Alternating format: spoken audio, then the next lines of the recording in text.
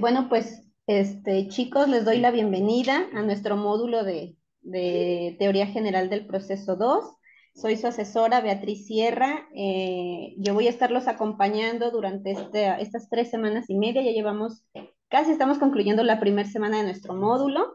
He visto que ya muchos han estado revisando las lecciones, ya he estado revisando algunos retos, por ahí les puse algunos tips para los retos que tienen que realizar en esta primera semana. Este, la verdad es que han estado trabajando bien, me da mucho gusto que vayan manteniendo esa constancia en su módulo. Y bueno, pues esta primera sesión es para presentarme, para darles la bienvenida al módulo y para tratar de hacer algunas aclaraciones precisamente respecto a los retos, que trato de hacer como aclaraciones, ya que debido a todas las revisiones que he estado haciendo en módulos anteriores, pues son como algunas omisiones que han tenido precisamente en sus retos, y pues la intención es evitar esas omisiones para que desde su primer intento pues quede muy bien realizado su reto, ¿no? Entonces, permítanme tantito, les voy a compartir pantalla.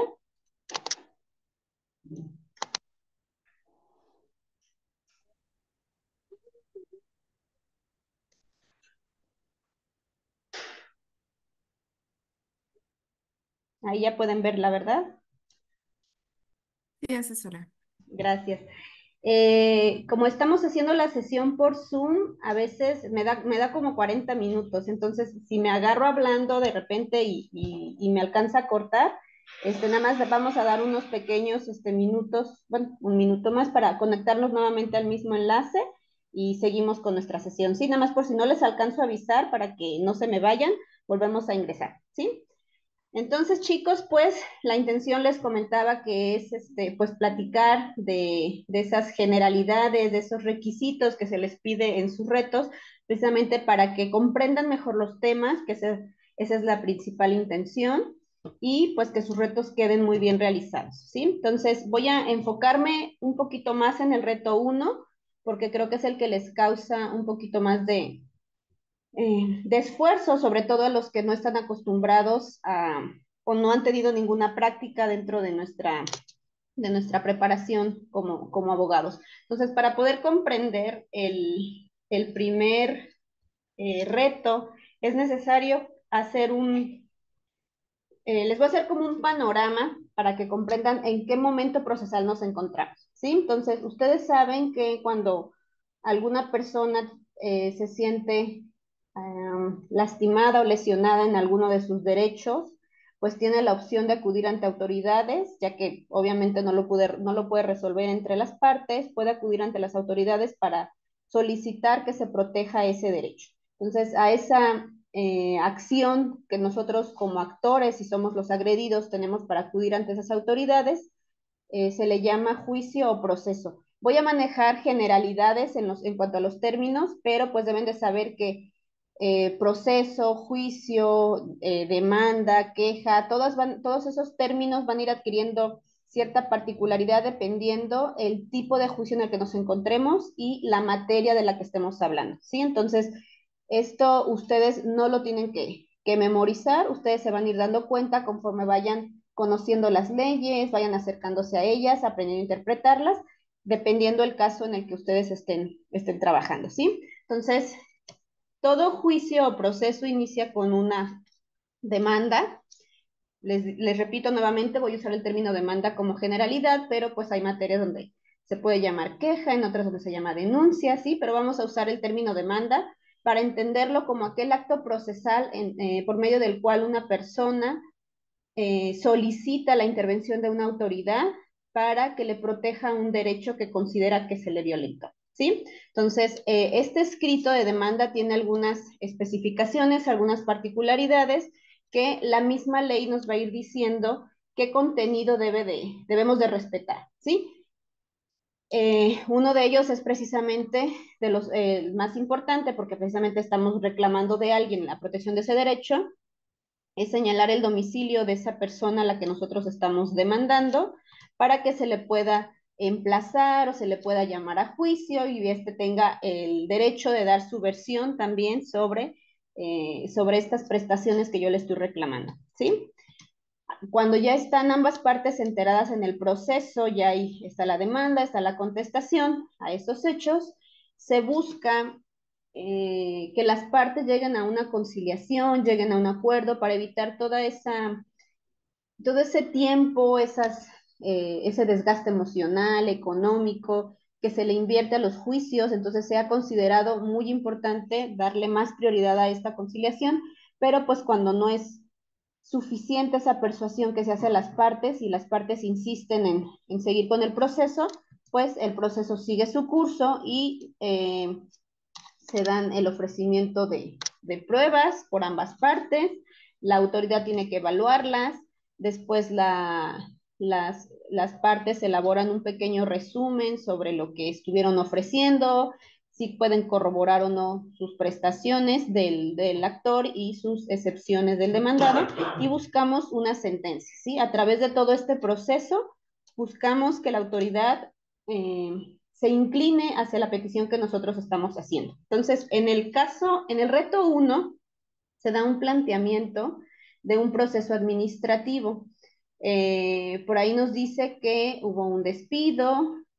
Tengan mucho cuidado, chicos. Desde ahorita yo los invito a que se acerquen a la ley, a que traten de comprenderla, de interpretarla, para poderla aplicar a este caso concreto que se nos está manejando, ¿sí? Entonces, el caso hay que determinarlo desde el primer momento, es un caso administrativo, de acuerdo al planteamiento que se nos está haciendo, y por ahí nos dice que pues hubo un despido de un servidor público que no se hizo, él consideró que el despido no se hizo conforme a la ley y demandó en primer lugar un juicio, presentó una demanda por juicio, por nulidad de acto administrativo, ¿sí? Entonces, este proceso él ya lo ejecutó y obtuvo una resolución, que es la que está aquí, y el escrito que ustedes les piden es precisamente el que se va a interponer en contra de esta resolución, ¿sí? Entonces, esto nada más era para ubicarlos en qué acto procesal nos encontramos, y ustedes deben de entender algunos conceptos que vamos a empezar a manejar, como precisamente nulidad es uno de ellos, el tipo de resolución que fue, que se dio un sobreseimiento, y el medio de impugnación que se nos está pidiendo, ¿sí? Medios de impugnación, perdón, son aquellos actos que tenemos las partes de acuerdo a la ley, que se nos otorga de acuerdo a la ley, para inconformarnos respecto a las respuestas que nos está dando la autoridad, las peticiones que estamos haciendo, ¿sí? Hay diferentes tipos de medios de impugnación, por eso les repito, esto no hay que memorizarlo, simplemente hay que acercarnos a la ley y empezar a estudiar la ley. Y cada uno de esos tipos de recursos nos va a ir diciendo en contra de qué tipo de actos, autos, resoluciones, lo podemos interponer, ¿sí? Entonces, por ejemplo, hay algunos recursos, por ejemplo, si no hubiéramos dado de buena fe el domicilio del demandado y aún así se emplazó, pero el demandado se da cuenta, él puede nulificar este emplazamiento y mediante un recurso, ¿sí? Entonces, la ley nos va a ir diciendo, dependiendo del tipo de juicio, qué recursos son los que nosotros podemos interponer. Entonces, recursos se pueden interponer en cualquier etapa procesal, pero debemos de tener bien presente cuál es el que nos va a servir para este reto 1, ¿sí? Que se nos está pidiendo específicamente en este módulo. Entonces lo vamos a presentar en contra de esta sentencia, y el escrito que se nos pide es la demanda o la solicitud en donde nosotros interponemos ese recurso, ¿sí? Donde nosotros estamos pidiéndole a la autoridad, le estamos manifestando nuestra inconformidad en contra de esta sentencia que dictó la segunda sala y que buscamos pues una resolución. También este recurso va a llevar sus etapas procesales, ¿sí? Y buscamos una resolución que deje sin efecto esta sentencia previa que dictó la sala, que es la que nos está causando ese agravio o esa inconformidad, ¿sí? Entonces, después de este preámbulo, ahora sí, para situarnos en qué etapa procesal estamos, vamos a ver qué es lo que nos pide este reto 1, que es un escrito de impugnación. Primero, chicos, por aquí manejo, todo este contenido que se maneja aquí está contenido en la rúbrica de evaluación y en las instrucciones de su reto. Les manejo aquí la portada porque incluso ahora que nosotros pues estamos en un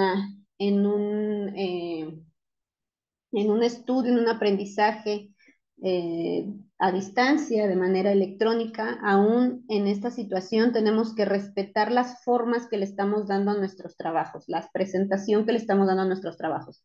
Manejo la portada porque desde aquí comienza esa presentación que nosotros le estamos dando a nuestros retos en todos los módulos que ustedes estén cursando. Entonces, la portada es precisamente esa presentación que ustedes dan y debe de contener únicamente los elementos de identificación que la misma portada o el mismo reto les está señalando, ¿sí? El nombre de la institución, el nombre de ustedes, el tipo de reto, el módulo en el que se encuentran, su asesor, la fecha. Entonces, ustedes le pueden dar la forma o le pueden dar su toque de personalidad, pero la portada nada más debe de llevar esos datos, no deben de poner, acostumbran mucho ponerlo en la primera página, pero en las esquinas y juntan todos los datos para comenzar con el desarrollo de sus retos. Chicos, desde aquí es muy importante y en esos primeros módulos que ustedes estén cuidando esa presentación porque es nuestra etiqueta de presentación también, ¿sí? Entonces,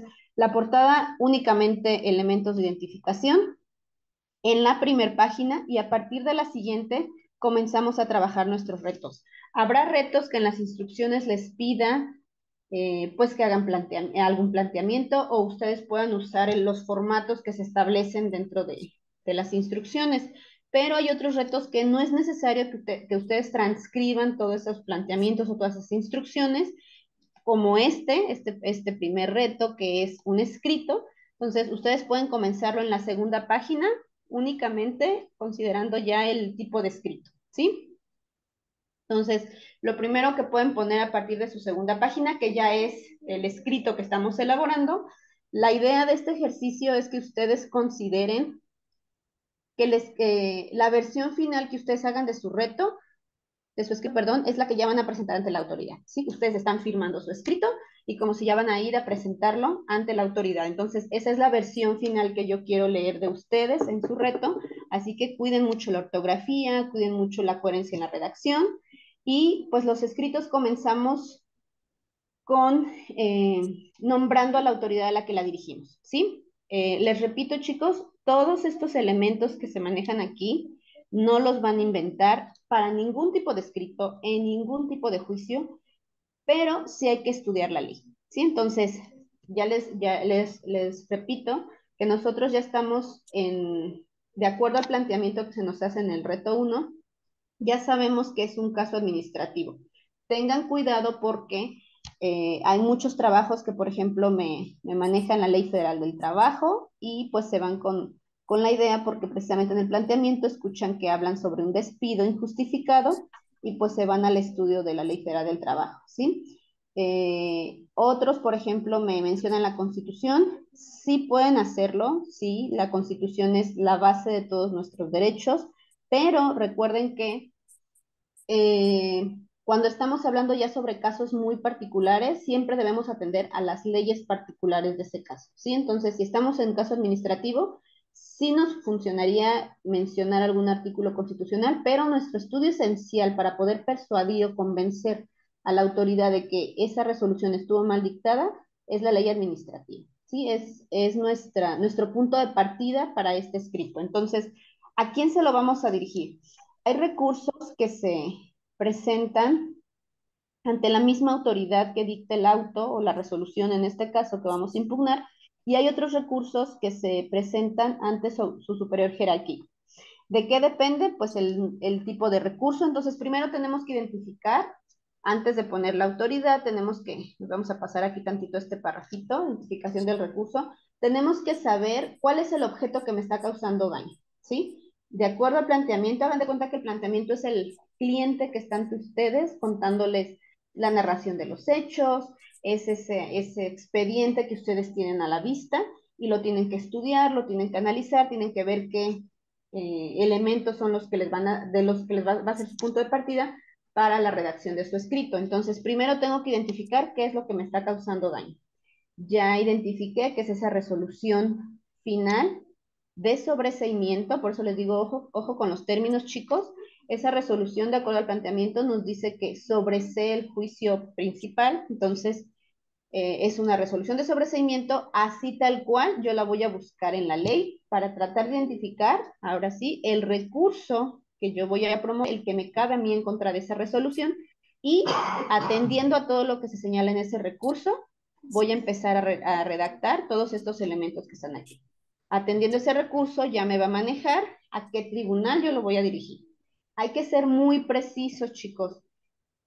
Desde aquí, desde la autoridad a quien lo dirigimos, es importante que seamos precisos en contra de quién, ¿sí? Si es en contra de quién dictó el recurso, entonces vamos a ponerlo así, en contra de la segunda sala, y lo vamos a dirigir a ella, ¿no? Segunda sala del Tribunal de Justicia Administrativa, ¿sí? Si es ante su superior jerárquico, pues vamos a ver si va a ser al pleno o al presidente del tribunal. Entonces, vamos a delimitar el tribunal que va dirigido. En el proemio tenemos que mencionar las partes. Este proemio es muy importante, aunque ya tenemos un juicio de nulidad establecido, como es una, vamos a decirlo así, como un pequeñito juicio dentro del que ya está, tenemos, perdón, tenemos que considerar como si fuera un escrito inicial, entonces lleva los mismos elementos que son el proemio, en donde manejamos el actor. Aquí, chicos, ustedes tienen que decidir desde su redacción si van a actuar por propio derecho o en cuanto a representantes legales. Pero decidan lo que decidan, deben de buscar esa coherencia precisamente en su redacción. Si ustedes consideran, nosotros como abogados, para poder representar, ser representantes legales de nuestros clientes, necesitamos un poder notarial, ¿sí? En cualquier caso. Entonces, si ustedes quieren ser representantes, el escrito iniciaría con el nombre de ustedes como abogados y tienen que mencionar quién es su representado, los datos de su representado, tienen que mencionar los datos de ese poder notarial. Obviamente digo, pues ahorita es un ejercicio, pues de los primeros que van a estar haciendo, entonces no les voy a pedir demasiados requisitos en este sentido, nada más quiero que tengan el conocimiento de que en esta parte se tiene que dejar muy especificado, muy preciso ese tipo de poder que se nos otorgó. Y la redacción en todo el escrito va a ser en tercera persona. El señor José Luis, mi cliente, mi representado, a él le pasó. ¿Sí? Yo no puedo decir, a mí me despidieron porque pues yo lo estoy representando, pero a mí no me constan los hechos. ¿Sí? Entonces, por eso les digo que es importante desde el proemio que ustedes decidan qué tipo de escrito o en qué sentido lo van a ir redactando. Ahora, si deciden que va a ser a nombre del actor, entonces va a empezar José Luis tal, por mi propio derecho, y toda la redacción sí va a ser en primera persona, porque ustedes, aunque ustedes estén redactando como abogados, pues están contando la historia a través de los ojos de su cliente, ¿sí? Entonces, a mí me despidieron, a mí me dijeron, me llamaron, yo promoví, ¿sí? Y en este proemio es importantísimo el que señalen el domicilio para recibir notificaciones.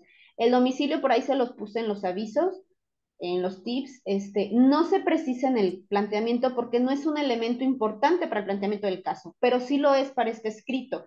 Y puede variar. Ustedes ya cuando estén en la práctica se van a dar cuenta que los domicilios son importantísimos porque es a donde nos llegan las notificaciones, sobre todo cuando son personales.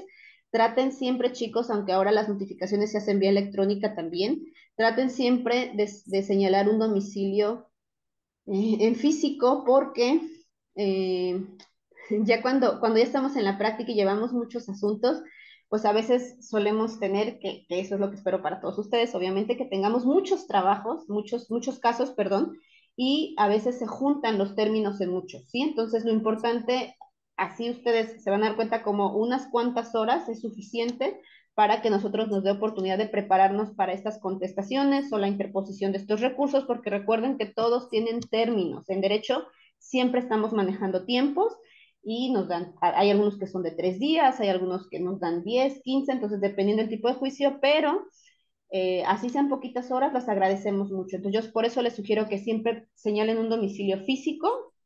Aquí tienen que señalar un domicilio físico, invéntenlo, ustedes invéntenlo, pero sí debe de estar en esta parte del proemio, ¿sí? Y por ahí, pues obviamente, tanto si es por propio derecho como si es en cuanto a representantes legales, en esta parte ustedes se aprovechan para autorizar todas las personas que van a trabajar con ustedes. Si estoy manejando el escrito por propio derecho, entonces yo me autorizo como abogada, pero autorizarme es, recuerden, no son los mismos alcances de la representación legal, pero sí puedo yo ir a checar el expediente, puedo sacar copias, puedo acudir a audiencias, ¿sí?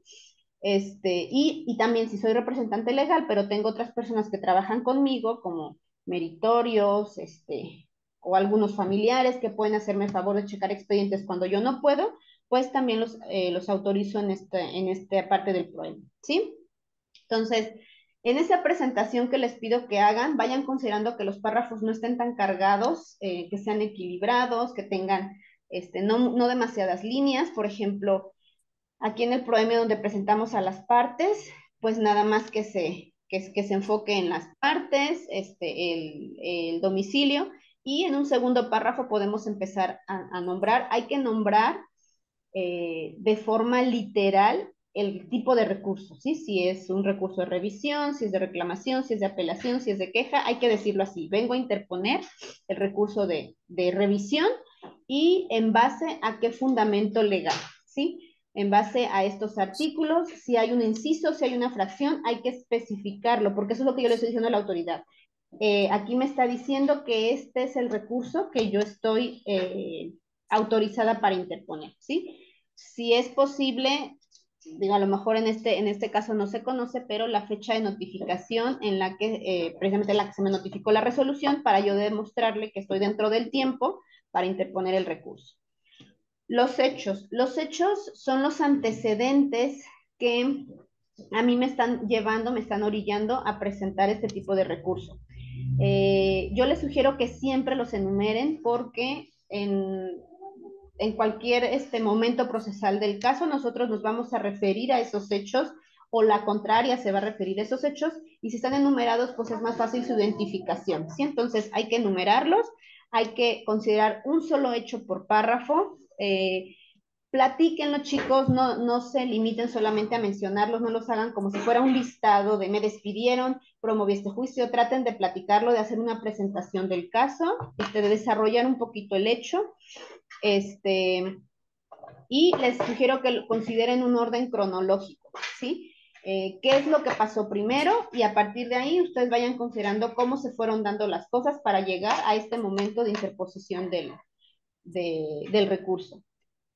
Los agravios son la parte más esencial de este escrito. Aquí es donde más me enfoco yo porque es donde yo estoy valorando ese análisis que ustedes están haciendo del caso y de la ley. Aquí es donde yo veo si ustedes han comprendido el planteamiento del caso y sobre todo la utilidad o la función que tiene este tipo de escrito, ¿sí? Por ahí les manejan algunos artículos en el planteamiento, les manejan algunos argumentos que emitió la sala para defender la postura de la sala de por qué por qué decretó ese sobreseimiento. Pero en esta parte de los agravios también les sugiero que los vayan numerando, perdón, y consideren, aquí hagan de cuenta que es como si tuvieran la resolución a la mano y van a irla desmenuzando, van a irla considerando por partes y primero me voy a enfocar en esta parte. Esta parte de la resolución me está diciendo, no sé, por ejemplo, está hablando del acto administrativo, ¿sí? Que dice que sí se hizo de acuerdo a la ley. Bueno, entonces yo me voy a ir a la ley y voy a decir, pero es que estos artículos están diciendo que tiene que ser de esta forma. Si van a mencionar artículos, pueden ponerlos de manera literal, sí, pero tienen que comentarlos, chicos. No se trata de que copien artículos nada más, sino de que hagan reflexión cómo ese artículo en específico que ustedes están poniendo se aplica a estos argumentos o a estas razones que ustedes están haciendo, ¿sí? Entonces hay que relacionar ese artículo y la siguiente parte, ¿qué otro argumento dijo la sala? Bueno, pues la sala valoró unas copias que yo exhibí, valoró unas documentales que exhibió la contraria, entonces me voy a ir a la ley administrativa para ver qué es lo que dice. Por ahí me mencionan mucho el artículo 48 del Código Administrativo, pero ese artículo solamente enuncia los tipos de pruebas que se pueden presentar en este tipo de juicios, ¿sí? pero no me está diciendo las características de cada prueba. Entonces, de acuerdo a ese artículo, ciertamente la documental forma parte de ellos, pero ¿qué características debe tener esta documental? Entonces, ya los que están un poquito metidos en la práctica sabemos que las documentales, para que tengan pleno valor probatorio, deben de ser exhibidas en original, pero el actor no contaba con la original y exhibió las copias. Entonces, ¿cómo ustedes van a poder defender sus copias para que se les pueda dar un valor? ¿Sí? Por ahí me dicen que indicios. Ok, entonces tiene un valor de indicio, pero ¿en dónde de la ley dice qué valor tiene un indicio? ¿Cómo de acuerdo a la ley yo podría demostrar que esa copia sí puede tener un pleno valor? ¿Sí? Ese es su punto de partida, uno de los argumentos que tienen que buscar el apoyo en la ley para poderle darle credibilidad a esa copia simple y entonces estar debatiendo ese argumento de la sala. ¿Sí, chicos? Entonces, agravios es la parte esencial de este escrito y es en donde realmente me doy cuenta el estudio que ustedes han hecho de la ley, ¿sí? El capítulo de pruebas, hay algunos recursos que sí les permite ofrecer pruebas nuevas, hay algunos que no, entonces ustedes tienen que revisar ese recurso con el que están trabajando y si les permite ofrecer pruebas adicionales, aquí pueden mencionarlas, pero si no se menciona o no les especifica, ustedes tienen que trabajar con las mismas pruebas que ya se ofrecieron en el juicio de nulidad, ¿sí? Y pues básicamente nada más es enumerarlas y reafirmar qué pruebas ofrecimos ambas partes y pues darles un valor de acuerdo a la ley, ¿sí? Los puntos petitorios son como un resumen que nosotros vamos haciendo de lo que hemos estado trabajando en el escrito. Pues que se nos tenga presentando el escrito a tal autoridad, que se nos tenga señalando domicilio, que se nos tenga autorizando a las personas que hemos mencionado, que seguido el curso legal de este recurso se nos dicte sentencia a favor y pues esos serían prácticamente los puntos petitorios. Firma, chicos, por ahí les dice el reto que ustedes tienen que escanear la firma. Sé que para muchos a lo mejor no pueden escanearla, pero es importantísimo porque incluso en estos medios, estas formas electrónicas que a veces en línea que se nos vale presentar los escritos, de todas formas tiene que verse claramente, tiene que identificarse claramente que se trata de la firma, no solamente poner el nombre, sino la firma. Si no pueden escanear, ustedes pueden colocar alguna imagen, este, algún gráfico, algún garabato que puedan hacer ahí mismo en Word, pero es importantísimo que se distinga que es una firma. Y debe tener coherencia con el proemio. Si ustedes son los representantes legales y así lo manejaron en el proemio, la firma es únicamente de ustedes, ¿sí? Porque ya tienen ese poder que firmó su cliente para darles esa facultad. Pero si no tienen ese poder y el escrito lo están redactando en cuanto por propio derecho, necesitan la firma de su cliente y ustedes también firman pues como acompañantes de su cliente, ¿sí? Entonces, algunos tips que les puedo sugerir para comprender más la utilidad de este escrito, pues es que tengan muy claro, chicos, qué es un recurso, para qué nos sirven los recursos, en qué momentos podemos interponerlos, ¿sí? ¿Qué es un agravio? Por ahí les manejo algunos, en la sección de avisos les manejé dos videos.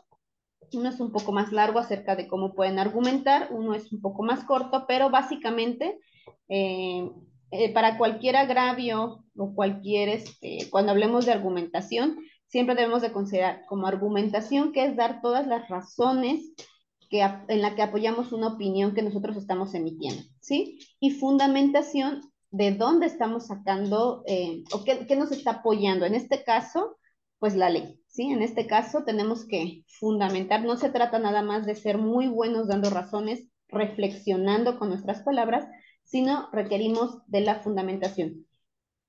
Para que la autoridad pueda considerar nuestro escrito, es necesario que le demostremos que la ley es la que está protegiendo lo que nosotros estamos reclamando, ¿sí?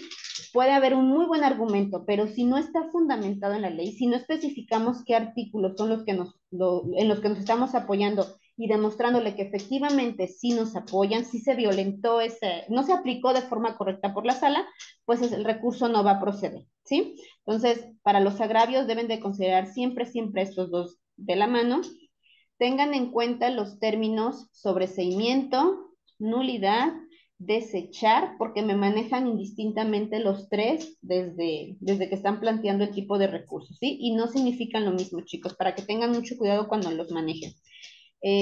Lo que les decía, tengan muy presente cuándo es un juicio de nulidad y cuándo sería un juicio laboral. Esto para los que tienen un poquito de confusión en cuanto al despido injustificado y pues manejan más, se inclinan un poquito más en la Ley Federal del Trabajo, ¿sí? Bueno, ya les hablaba, domicilio y datos del expediente. El domicilio sí es importante que lo pongan. Si quieren poner los datos del expediente, pueden ponerlo, pero pues ambos tendrían que inventarlos.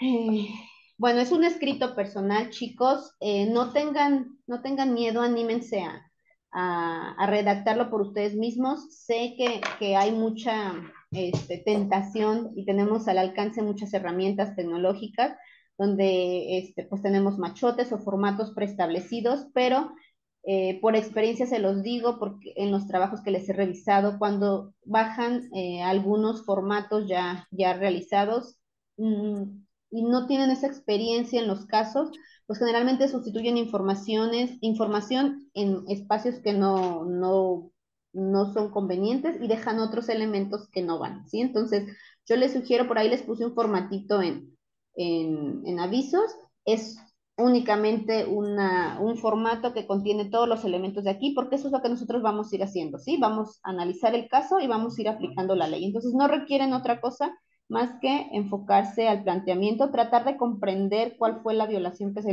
le ocasiona al actor y estudiando la ley para poderla aplicar, ¿sí? El escrito tienen que usar una redacción muy sencilla, chicos, no tiene que ser un lenguaje muy elaborado, usando palabras jurídicas muy rimbombantes, un lenguaje muy sencillo, pero que realmente transmita de forma clara la idea que ustedes están tratando de plantear, ¿sí? O la que se percataron que les causó violación en este planteamiento. Y bueno, chicos, esto sería con respecto al reto 1. ¿Hasta aquí tienen alguna duda? En base a la revisión de las lecciones que han hecho o si ya me mandaron su reto, ¿tienen alguna duda? Sí, yo asesora. En la parte de los agravios tenemos que, citar, bueno, poner los agravios que tengamos, pero tenemos que citar tal cual los artículos, o sea, pues es que mi conflicto es más que nada por lo de el formato APA. O sea, que si Eh, tengo que poner tal cual el artículo así como viene, escrito, o nada más tengo que hacer referencia al artículo que estoy utilizando para dar mi argumento. Eh, Quisiera que tuvieran claro que este tipo de escritos que nosotros presentamos ante la autoridad eh, es muy diferente a un trabajo académico, que es lo que van a lo que van a realizar en este reto 2 o en el reto 4, por ejemplo, o en el 5, donde sí pueden poner ustedes referencias. Estos escritos eh, son un poquito más libres, no son tan rigurosos en cuanto a las referencias, porque no, básicamente nada más es estar analizando qué requisitos debe contener mi escrito y todo lo demás son reflexiones personales, ¿sí? Si a ti te sirve poner el artículo de forma literal, sí lo puedes hacer. No hay una regla, no hay un límite, no hay que te diga lo tienes que poner entre comillas, lo tienes que poner con margen. No, puedes ir estableciendo porque el referenciar es un ejercicio constante, es estar practicando y practicando. Yo sé que se les hace muy difícil, sí he visto la confusión. No se preocupen, van a irlo aprendiendo conforme vayan practicando, pero en este escrito, como es más, eh, pues aquí es más libre porque todos tenemos una personalidad diferente, una forma de redactar muy diferente, estamos haciendo una petición ante una autoridad, entonces no es no es tan riguroso como que menciones el manual APA, no. Sí puedes No tiene mencionar que el ir artículo. referenciado. No, no, no, no. En este reto uno no. En este reto uno no, porque es un escrito nada más. Aquí no, ni en la rúbrica, ni un escrito formal o real que presentamos ante las autoridades lleva referencias, no. nosotros manejamos la información, ¿sí? Y básicamente, ¿qué información o qué fuentes utilizamos para los escritos? Pues es la ley, les digo, la ley es nuestra primer fuente, y la jurisprudencia. La doctrina, acuérdense que en las fuentes de derecho viene en tercer lugar, entonces no es, en estos escritos, no es de los principales que utilizamos, no me va a servir de nada decirle, de acuerdo a este autor, el sobreseimiento es esto, no, no, no, no. Yo me tengo que apoyar en la ley y la jurisprudencia para demostrar que si es cierto lo que yo estoy pidiendo, ¿no? Que la sala valoró mal esas pruebas o no aplicó la ley de forma correcta.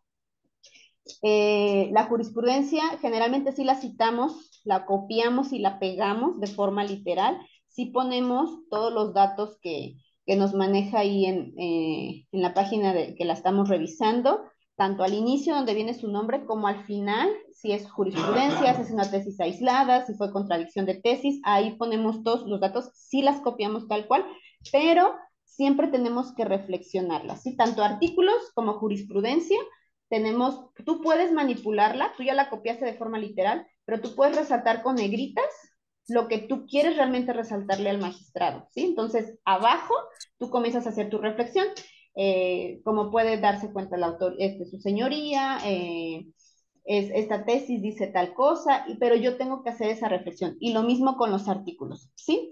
Chicos, voy a parar tantito porque ya me queda menos de un minuto, creo, me va a cortar. Entonces voy a parar la sesión y volvemos a ingresar, por favor, ¿sí? Ahorita los veo, chicos. Con el mismo código y todo.